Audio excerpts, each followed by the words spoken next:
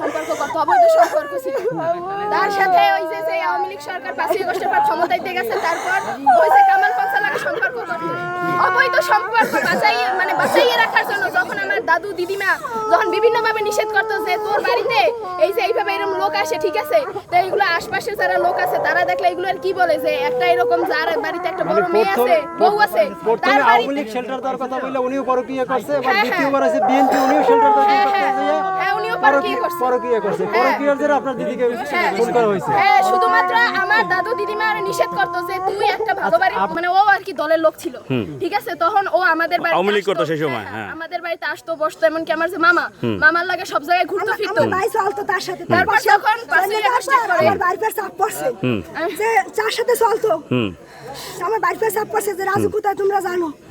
তারপর তো রাজু তো পালাইছে, আর তো পায় নাই। তারপর এই বাড়ি অনেক গ্যাঞ্জাম ছেলে ফেলে আইছে, আমার বাইরে মারবে এই করবে। তারপর সেই সূত্রে কামাল পঞ্চে আসছে, সেই সূত্রে এই বাড়ি ঢুকছে। কামাল পঞ্চায়েত উনি কোন দলের এবং ওনার পদ পজিশন কি বলতে পারেন? ওনার চাচা হইছে যাই আমাদের এলাকার চেয়ারম্যান, আর উনি হইছে যাই তার ভাইর বউ। উনি হইছে বিএমপি সরকারের বিএমপি নেতার কি সোজা কথা বিএমপি সে নাকি বলা ছিল 5 তারিখের পর বের হইছে। সে বেরোয় আনে, সেও আপনাদের শেল্টার দিতে আসছে। সে আমার ভাবি বলছে যে সে আমার সেভ করতে আসে, তো দাদারা মারতে চায়, মানুষজন আসে, তা সেই জন্য তারা আমরা সেভ করতে রাখছি। সেভ করে আসে এই করে, ওইসব মানুষ হাতে রাখা ভালো। এই হাতে রাখছে, হাতে রাখার পর আজকে হাতে রাখা তখন আসে আমার মারি ফেলছে। আপনারাই তো দেখলেন কামাল পঞ্চে এর আগে অনেকবার আপনারা পুলিশ নাকি আসছে জিজ্ঞেস করছে কামাল পঞ্চে সেই সময় ছিল, আমরা যে সময় আসছি আমরা তো জানি না যে পুলিশ নাকি আসছে জিজ্ঞেস করছে, সে তখন পলাইছে। সাংবাদিক জিজ্ঞেস করছে, আমি জিজ্ঞেস করছিলাম, জিজ্ঞেস করার সাথে সাথে উনি দৌড় দিয়েছে। সে পলাইছে। তার আগে আমার মারে মারছে, ই করছে অনেক। সে মারছে কে? ওই ভাই বউ অনেকবার মারছে। আর কামাল পঞ্চে ওর লাগে সব সময় সায় দিত। অনেকবার মারছে। এই লাগে থানা যে হইছে, থানায় যে করা হইছে আগে আমার ওই যে রাজু থাকতে মারছে, ই করছে, তাও কি হইছে, কি সত্য বলেন তো? ফার্স্টে যখন শুনছি এরকম অসুস্থ, কেউ ক্লিয়ার করে কিছু বলে নাই। দেন 12:30 নাগাদ যখন বাসার সামনে আসছি, তখন বাবা বলছে যে এরকম তোমার দিদিমারে নাকি ইচ্ছাকৃতভাবে মার্ডার করা হয়েছে। তো বাসায় অনেক লোকজন আছে, যেভাবে কথা বলো বা যেটা জিজ্ঞেস করে সুন্দরভাবে অ্যান্সার দিবা।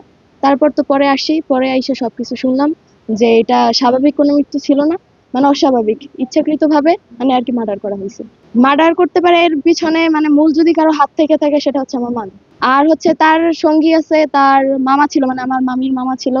দেন তার আর কি ভাই ডাকে কামাল পঞ্চায়েত নামে একজন লোক ছিল, বলতে পারেন তার খুব কাছের একজন লোক, সেও ছিল। হ্যাঁ, আমি অবশ্যই বিচার চাই।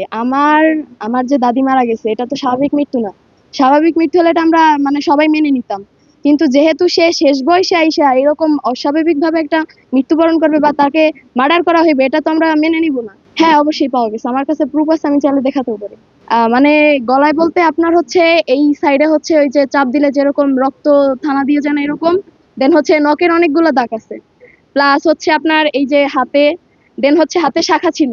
শাখা যখন আর কি মারছে, তখন তো সবাই মিলে মনে করেন জোর জবরদস্তি করে মারছে না, তখন শাখা ভাঙা হাতের ভিতর ঢুকে হাত কেটে গেছে।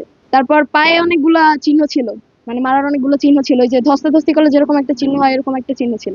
আমাদের তো মনে হচ্ছে এটা স্বাভাবিক মৃত্যু না, আমার তো মনে হচ্ছে কোনো গলায় আঘাতের চিহ্ন। এর বাসায় তো তার ছেলেও ছিল না, তার হাজবেন্ডও ছিল না, ছিল তার হচ্ছে পুত্রবধূ ছিল।